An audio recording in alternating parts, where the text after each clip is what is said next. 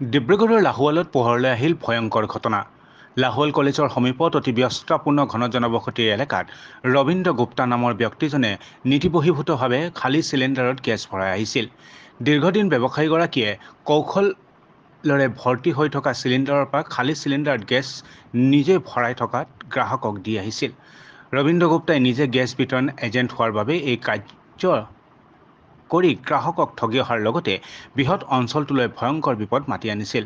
ৰাইজে প্ৰত্যক্ষ কৰাৰ পাছতে সকলো ঘটনা পোহৰলৈ আহে।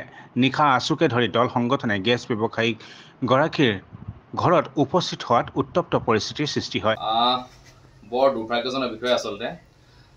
আজি 5:30 মান বজাত ফোনৰ যোগে আমি গম পাওঁ যে লাহোৱাল কলেজৰ সমীপত ৰবীন্দ্ৰ গুপ্তা নামৰ ব্যক্তি এজনে তেওঁ চিলিণ্ডাৰৰ কিবা ব্যৱসায় এটা কৰে। ব্যৱসায় কৰাত আমাৰ কোনো আপত্তি নাই, কিন্তু তেখেতে এটা নাভুত ঘটনা কৰিছে যে চিলিণ্ডাৰ যোনটো ব্যৱসায় কৰিছে সেই ব্যৱসায় কৰাৰ উপৰিও তেখেতে যিবোৰ চিলিণ্ডাৰসমূহ যিবোৰ অলপমান বাচি থাকে, সেই বাচি থকা চিলিণ্ডাৰসমূহ বেলেগ এটা খালী চিলিণ্ডাৰলৈ অলপ যিখিনি বাচি থাকে চিলিণ্ডাৰ সেইখিনি সৰবৰাহ কৰি আছে। এইটো আচলতে এটা ঘৰত এনেকুৱা ধৰণৰ কাণ্ড হোৱাটো বৰ দুৰ্ভাগ্যজনক। আচলতে এনেকুৱা ধৰণৰ কাণ্ড হ'ব নালাগে। ওচৰৰ যি লাহোৱাল কলেজ নিচিনা ইমান এখন ব্যাপকমান কলেজ আছে, এনেকুৱা ধৰণৰ ঘটনা যদি কলেজখনলৈকে যদি কেনেবাকৈ অহা কিমান ষ্টুডেণ্ট ইয়াত পঢ়ে, এইটো আচলতে খুব দুৰ্ভাগ্যজনক আৰু খুব ভয়াৱহ। আমি যি চাৰ্কুল অফিচাৰ আছে তেখেতক অনুৰোধ জনাইছোঁ যে এনেবোৰ ঘটনা অতি সোনকালে কিন্তু তদন্ত হ'ব লাগিব। এই কামবোৰ আচলতে আমি চাৰ্কুল অফিচাৰ অনুৰোধ জনাইছোঁ তেখেতে চকু দিব লাগে।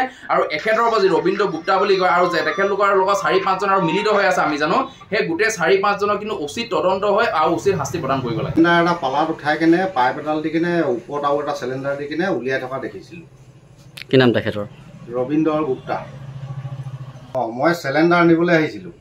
চিলিণ্ডাৰ নিবলৈ আহোঁতে পালাৰ ওপৰত চিলিণ্ডাৰ এটা উঠাই কেনে পাইপ এডাল দি আৰু এটা চিলিণ্ডাৰ দি উঠাই গেছ উলিয়াই আছিলে।